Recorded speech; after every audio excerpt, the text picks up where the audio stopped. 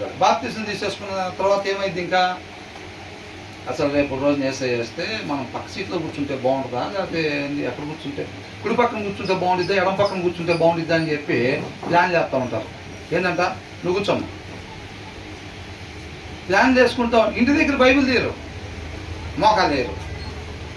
దానికి సంబంధించిన దప్పిక, ఆ కోరిక అంతరంగంలో లేదు. అంతరంగంలో కోరిక లేదు, దప్పిక లేదు. కానీ సారు బుర్ర నిండా ఉన్న ప్లాన్లు ఏంటి? రేపు వేసే వస్తే మేఘాల మీద కుడి పక్కన కూర్చోవాలి, ఆయనకి ఎడం పక్కన కూర్చోవాలా, వైట్ షర్ట్ వేసుకెళ్ళాలా, బ్లూ షర్ట్ వేసుకెళ్ళాలా. అర్థమవుతుందా? అట్లాంటి భ్రమలు పడుతూ ఉంటారన్నమాట. అర్థమవుతుందండి? సోమరి ఏం చేస్తాడు? సోమరి కలలు కంటూ ఉంటాడు అనమాట, ఊహల్లో బ్రతుకుతూ ఉంటాడు సోమరి.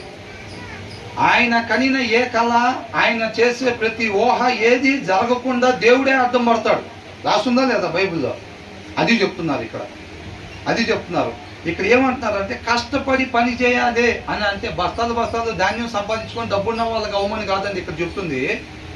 ఇక్కడ భూమి మీద బాగా కష్టపడి పని చేసుకునే వాళ్ళకి, సేద్యపరుచుకునే వాళ్ళకి ఎలాగైతే ఈ ధాన్యం మిగిలిద్దో అలాగ మనం ఆత్మీయంగా కష్టపడాలి.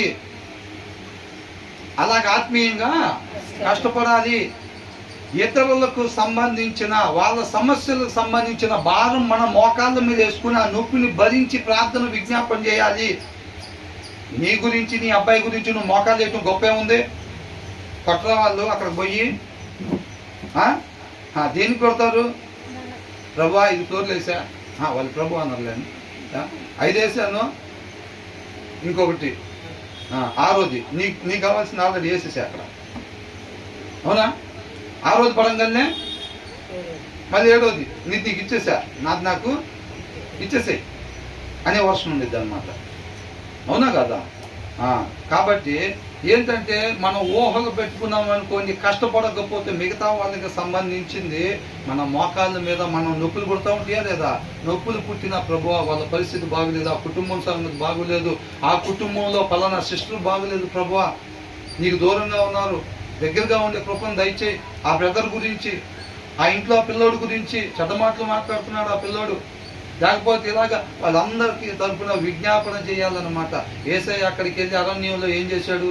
నాకు బారుడు జుట్టు, తెల్లంగి, చక్కటి రంగు ఇవ్వమని తండ్రిని కోరుకున్నాడా? మరి ఏమడిగాడు? అరణ్యంలో ఎట్లా ఉంటుంది? చక్కగా ప్లాస్టింగ్ చేసి మనకులాగా మేటలు వేసి ఉంటాయా? మరి ఆ రాళ్ళల్లో మోకాలు చేసి ఎవరి గురించి విజ్ఞాపన చేశాడు? మన గురించి.